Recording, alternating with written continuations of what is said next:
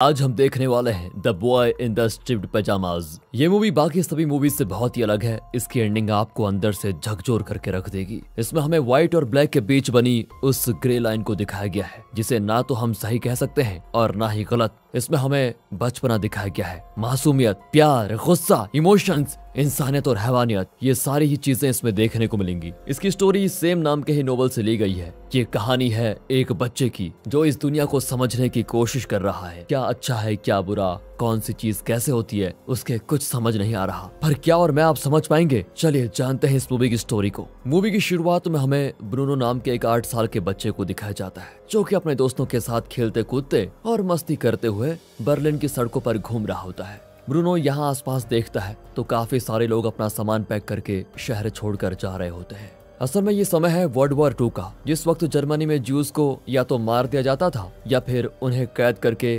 Concentration camp में रखा जाता था। फिर ब्रूनो जब अपने घर आता है तो देखता है कि उसके घर पर किसी तरह की पार्टियां चल रही है। वो अपनी माँ एल्सा से इस बारे में पूछता भी है। उसकी माँ बताती है कि तुम्हारे पिता का प्रमोशन हुआ है, इसी खुशी में हम पार्टी करने वाले हैं और कल ही हम एक नई जगह पर रहने के लिए भी जाएंगे। दरअसल ब्रूनो के पिता राल्फ नाजी कमांडर थे और क्योंकि उनका प्रमोशन हुआ है तो एक सोल्जर होने के नाते उन्हें अपनी ड्यूटी निभाने के लिए दूसरी जगह जाना होगा। पर ब्रूनो इस घर को, अपने दोस्तों को यहाँ से छोड़कर बिल्कुल नहीं जाना चाहता। तो उसकी बड़ी बहन ग्रेटल ब्रूनो से कहती है कि तुम एक्सप्लोरर बनना चाहते थे ना, तो समझ जाओ कि इस तरह तुम नई जगहों को एक्सप्लोर कर पाओगे। उसके समझाने के बाद ब्रूनो मान जाता है। अब रात को पार्टी में ब्रूनो की दादा दादी भी आए होते हैं। यहाँ हम राल्फ और उसकी माँ के बीच की बातों से साफ समझ पाते हैं कि राल्फ की माँ नाजीज के सपोर्ट में नहीं थी और अब उनका बेटा राल्फ उन्हीं नाजियों की तरह पेश आ रहा था क्योंकि उसके हाथ भी कई मासूम ज्यूस के खून से रंगे होते हैं। इसलिए वो अपने बेटे से भी सीधे मुंह बात नहीं कर पाती। वो चाहती है कि राल्फ ये सब छोड़कर इस देश से बाहर चला जाए, मगर राल्फ इसे अपने देश के लिए अपना कर्तव्य समझता था। उसे कभी लगा ही नहीं कि वो कुछ गलत कर रहा है। अगले दिन घर छोड़ने से पहले ब्रूनो अपने इस घर को बहुत ही दुखी मन से पलट कर देखता है, जैसे कि कोई उसको रोक रहा हो, पर उसे ना चाहते हुए अपने परिवार के साथ जाना ही पड़ता है। वो अपने दोस्तों से अलविदा लेने के बाद कई मीलों का सफर करके अपने नए घर पर पहुंचता है जो कि घने जंगल के मुहाने पर होता है। यहाँ ब्रूनो देखता है कि उसके इस नए घर पर कई सारे सोल्जर्स और ऑफिसर्स आते रहते हैं। ये नया माहौल ब्रूनो के लिए काफी अजीब था। यहाँ सिर्फ उनकी मेड मारिया ही थी जिससे ब्रूनो अपने दिल की बात क्या करता था। ब्रूनो अपने कमरे की खिड़की से देखता कि दूर एक जगह पर काफी सारे लोग धारीदार कपड़े पहने हुए काम कर रहे होते हैं। उन कपड़ों को ब्रूनो स्ट्रिप्ड पैजामाज बोलता है। उसे वहाँ पर कुछ बच्चे भी दिखते हैं। ब्रूनो को लगता है कि वो जगह एक फार्म है, इसलिए वो अपनी माँ से इस बारे में बताता है और कहता है, माँ क्या मैं उन पैजामाज पहने हुए बच्चों के साथ खेल सकता हूँ? वो थोड़े अजीब है लेकिन उनसे मैं दोस्ती तो कर ही सकता हूँ ना। उसकी माँ को ब्रूनो की बातें बहुत ही बचकानी लग रही होती है तो वो कहती है, ठीक है बेटा, कर लेना उनसे दोस्ती। इसी बीच वहाँ पर पावेल नाम का एक जविश आदमी सब्जियां लेकर आता है। ब्रूनो देखता है कि पावेल ने धारीदार पैजामे के ऊपर कपड़े पहने हुए हैं, पर उसे वो पैजामा दिख रहा होता है। वो अपनी माँ से कहता है, ये भी उन्हीं किसानों में से एक है माँ जिन्हें मैंने देखा था, इसने भी बिल्कुल वैसा ही पैजामा पहना हुआ है। आखिर इन्होंने ये कपड़े पहने हुए क्यों हैं? ब्रूनो की इस बात का एल्सा के पास कोई जवाब नहीं होता क्योंकि वो जगह असल में कंसंट्रेशन कैंप थी जिसकी सच्चाई वो ब्रूनो को नहीं बताना चाहती थी क्योंकि वहाँ पर जीविश लोगों को कैद करके रखा जाता था। ब्रूनो अब अपने इसी सवाल का जवाब पाने के लिए राल्फ के पास जाता है, जिस पर राल्फ बोलता है कि वो लोग इंसान नहीं है बल्कि इंसानों से काफी अलग है। वो ब्रूनो को वहाँ की सच्चाई बताने ही जा रहा था, तभी उसको एल्सा आकर रोक देती है। वो ब्रूनो से कहती है, तुम उस तरफ बिल्कुल नहीं जाओगे, यानी कि घर के पीछे की तरफ, बाकी आगे तुम्हें जहाँ जाना है जा सकते हो। वो बच्चे सच में अजीब है, तुम्हें उनसे दोस्ती नहीं करनी चाहिए। इतना कहकर वो ब्रूनो को वहाँ से जाने के लिए कह देती है। उसके जाने के बाद वो राल्फ से पूछती है कि तुमने तो कहा था कि वो कैंप यहाँ से बहुत दूर है। राल्फ बोलता है कि दूर ही है, पर मुझे क्या पता था कि वो कमरे की खिड़की से दिखता होगा। सामने से एल्सा का जवाब आता है कि हाँ, तभी उनमें से इस वक्त हमारे किचन में एक मौजूद है। मतलब वो उसको ताना मार रही होती है। ब्रूनो के कमरे की उस खिड़की को हमेशा के लिए फिर बंद करवा दिया जाता है। साथ ही उसको कहीं भी जाना मना होता है, यहाँ तक कि कोई स्कूल भी नहीं था। इस जगह बोर होते हुए ब्रूनो के 15 दिन बीत जाते हैं। एक दिन मारिया ब्रूनो को उदास देखकर कहती है,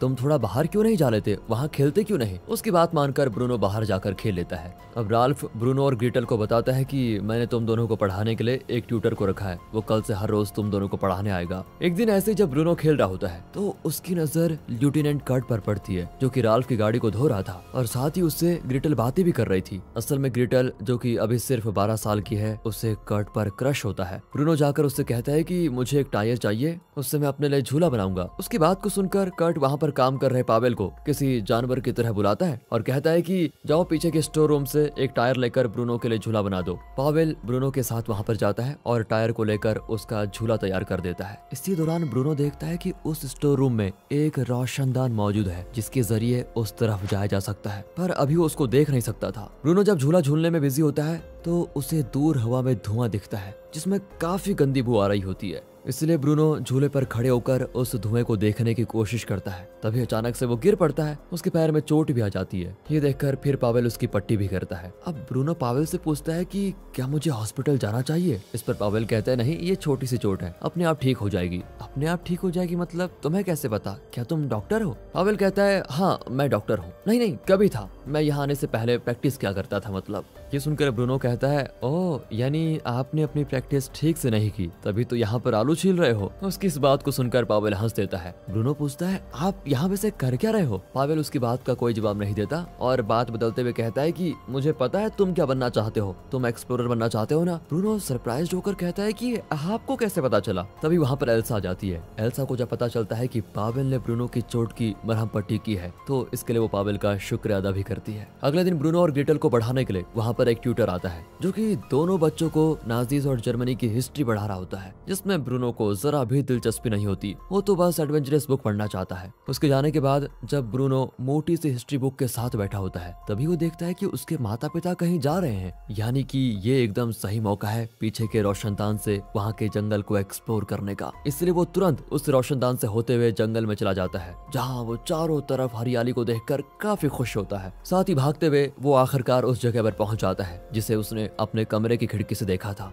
ये था एक कंसंट्रेशन कैंप जिसके चारों तरफ कंटीले करंट मारने वाली तार लगी हुई थी। यहाँ ब्रूनो एक जेविश बच्चे को देखता है जो कि तार के उस पार बैठा होता है और उसने धारीदार कपड़े पहने हुए हैं, जिसका साफ मतलब है कि वो इस कंसंट्रेशन कैंप का एक कैदी है। वो जेविश बच्चा ब्रूनो के पूछने पर अपना नाम शैमुएल बताता है। ब्रूनो कहता है मैंने ऐसा नाम आज तक कभी नहीं सुना। फिर शैमुएल कहता है कि मैंने कभी ब्रूनो नाम भी नहीं सुना। वो ब्रूनो से पूछता है क्या तुम्हारे पास कुछ खाने को है, मुझे भूख लगी है। ब्रूनो नाम में सर हिलाता है। वो कहता है मैं अगली बार आऊंगा तो तुम्हारे लिए कुछ जरूर लेकर आऊंगा। वो शैमुएल से पूछता है कि तुम्हारे कपड़ों पर ये नंबर्स लिखे हुए हैं, है ना? क्या तुम किसी तरह का कोई गेम खेल रहे हो? शैमुएल जवाब देता है नहीं, ये कोई गेम नहीं है, मैं यहाँ पर कैदी हूँ और ये नंबर यहाँ बाकी सभी के कपड़ों पर मौजूद है। दोनों बात कर ही रहे होते हैं कि तभी सीटी की आवाज आती है और शैमुएल ब्रूनो से ये बोलकर वापस चला जाता है कि फिर मिलेंगे। फिर कुछ टाइम के बाद ब्रूनो वापस आ जाता है। ब्रूनो और ग्रिटल को जो ट्यूटर पढ़ाने आता है वो उन्हें बताता है कि हमें जेविश को खत्म करना है, वो बिल्कुल अच्छे नहीं होते। अब ब्रूनो उससे गुस्से में पूछता है कि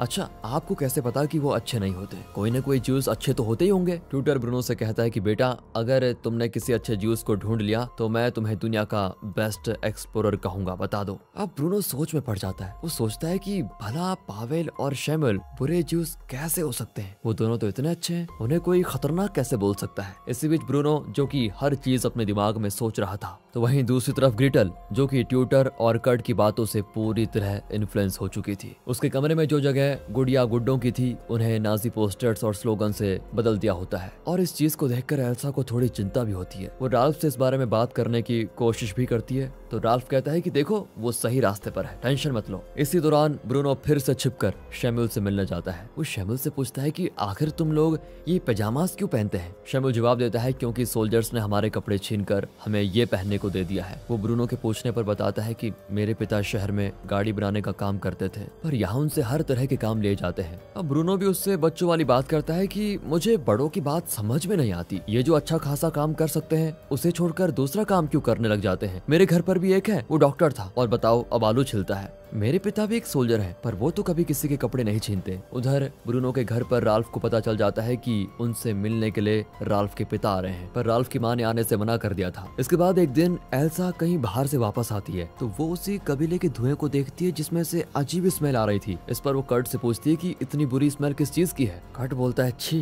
ये लोग जलने पर और भी गंद मारते हैं। जो बात सुनते ही एल्सा का मुंह खुला का खुला रह जाता है, यानी कि जो ज्यूज मर जाते हैं या मार दे जाते हैं उन्हें इसी तरह जला दिया जाता है और ये बात राल्फ ने एल्सा को बिल्कुल नहीं बताई थी। अब इस चीज को लेकर उसकी राल्फ से बहस भी हो जाती है। राल्फ कहता है कि मुझे अपने देश के लिए सब करना पड़ेगा और मैं करूंगा। एल्सा रोते हुए उससे कहती है कि जानते हो, इसलिए तुम्हारी माँ भी यहाँ आना नहीं चाहती, क्योंकि तुम्हारा ये घिनौना काम है, क्योंकि उन्हें पता है कि उनका बेटा जो कर रहा है वो हैवानियत है। फिलहाल अगले दिन राल्फ के पिता उससे मिलने के लिए आए होते हैं। वहाँ उनके साथ कहने पर कर्ट और बाकी सभी मौजूद होते हैं। उसी दौरान बातों ही बातों में राल्फ के पिता कर्ट से उसके पिता के बारे में पूछते हैं, जो कि झिझकते हुए बताता है कि उन्होंने 4 साल पहले इस देश को छोड़ दिया। इस पर राल्फ कहता है, अच्छा, और तुमने ये बात अपने सुपीरियर को बतानी सही नहीं समझी। तुम्हारे पिता देश के प्रति अपना कर्तव्य से मुंह मोड़कर भाग खड़े हो गए हैं और तुम इस बात को अब तक छिपा रहे थे। इसी बीच अचानक से पावेल गलती से वाइन का गिलास गिरा देता है और कर्ट राल्फ का सारा गुस्सा उस बेचारे पर निकालता है।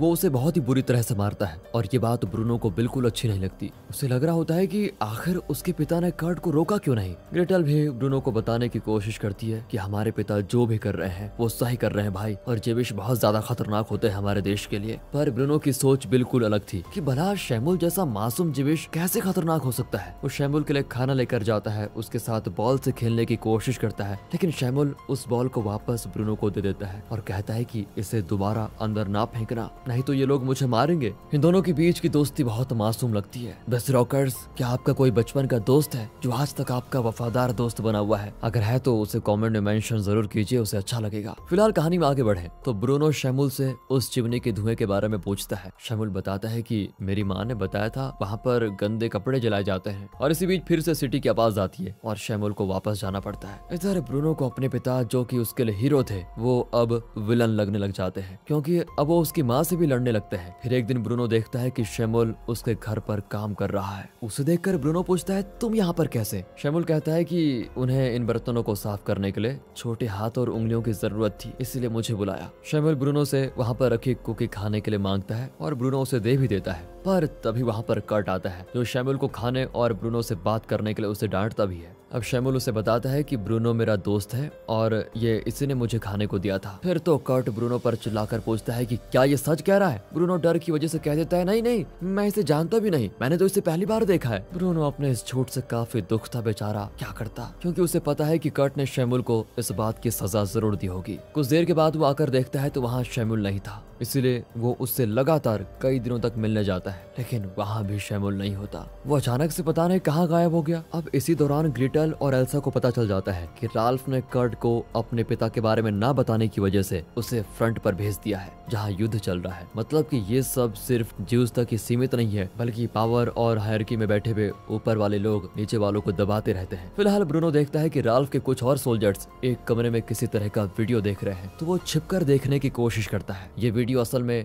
बाहरी दुनिया के लिए था, जिसमें बताया जा रहा होता है कि कंसंट्रेशन कैंप में जेविश को सभी तरह की सुविधाएं दी गई है। वहाँ कैफे, खेलने के लिए मैदान, इन जैसी कई सारी चीजें मौजूद हैं, जिससे उनकी जिंदगी काफी बेहतर हो सकती है। ये सारी चीज सच मानकर बाहर आने पर ब्रूनो अपने पिता को हीरो और अच्छा इंसान समझते हुए उन्हें जोर से पकड़ लेता है। लेकिन इन सबके दौरान एल्सा की दिमागी हालत बिगड़ती जाती है। उसके और राल्फ के बीच लड़ाई दिन पर दिन बढ़ती जाती है। वो चाहती है कि अब उसके बच्चे यहाँ इस माहौल में ना रहे। वो अपने बच्चों को लेकर यहाँ से दूर जाना चाहती थी। वहीं ब्रूनो जब एक दिन हमेशा की तरह शैमुल से मिलने जाता है तो उसे शैमुल वहीं बैठा हुआ मिलता है, जिसको चोट लगी होती है। उसकी यह हालत देखकर ब्रूनो उससे काफी माफी मांगता है, कहता है यार मैं उस दिन डर गया था। हालांकि उसकी बात को समझकर शैमुल उसे माफ कर देता है और दोनों में फिर से दोस्ती हो जाती है। दोनों साथ में बहुत खुश होते हैं। शैमुल कई दिनों के बाद ब्रूनो की वजह से हंस पाया था, पर इनकी दोस्ती शायद ज्यादा दिन नहीं टिकेगी, क्योंकि राल्फ ने एल्सा के कहने पर दोनों बच्चों को उसके साथ यहाँ से दूर भेजने का फैसला कर लिया था। इस बात से ब्रूनो बिल्कुल भी खुश नहीं था,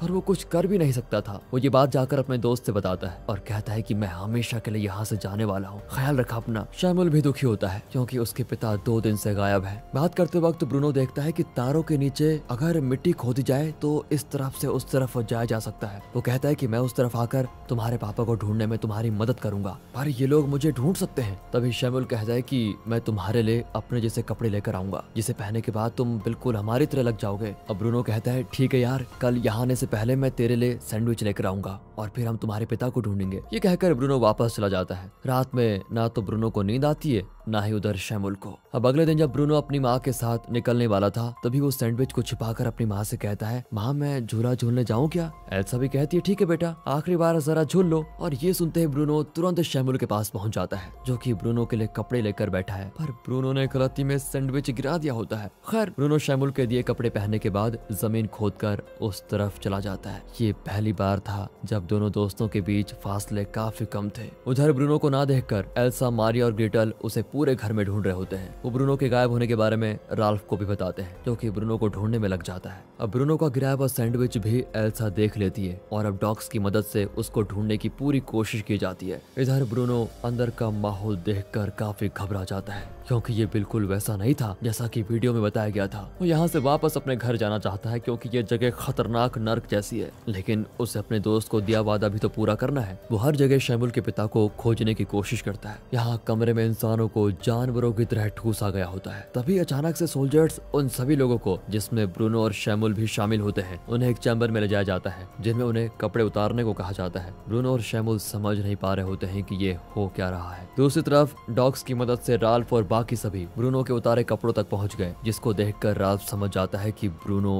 अंदर गया होगा। वो और सारे सोल्जर्स ब्रूनो को कैंप में ढूंढने लग जाते हैं। इधर चैम्बर में बंद करके ऊपर से ब्रूनो सहित बाकी सभी कैदियों पर जहरीली गैस छोड़ दी जाती है और उस चैम्बर को लॉक कर दिया जाता है। अपने आखिरी वक्त में ब्रूनो और शैमुल एक दूसरे का हाथ पकड़ लेते हैं और उस चैम्बर में भेड़ बकरियों की तरह सभी लोग मारे जाते हैं। एक अजीब सा सन्नाटा फैल जाता है चारों तरफ। ये बात जब बाहर राल्फ को पता चलती है तो वो काफी जोर से चिल्लाता है, जिसकी आवाज को सुनकर एल्सा को समझने में देरी नहीं लगती कि उसका जिगर का टुकड़ा अब नहीं रहा। वो भी बहुत रोती है और सभी कैदियों के कपड़े दिखाते हुए ये मूवी यहीं पर खत्म हो जाती है। दोस्तों, नफरत और जंग से कभी किसी को कुछ नहीं मिला। हम सभी इंसानों को ये बात भूलनी नहीं चाहिए क्योंकि जो आग दूसरों को जला सकती है वो आपका हाथ किसी को भी जला सकती है, जैसा कि राल्फ के साथ हुआ। शायद उसके पापों की सजा बेचारे मासूम ब्रूनो को लग गई। वो वक्त ही ऐसा था जब अनगिनत जेविश को ऐसे ही गैस चैम्बर्स में मौत के घाट उतार दिया गया था।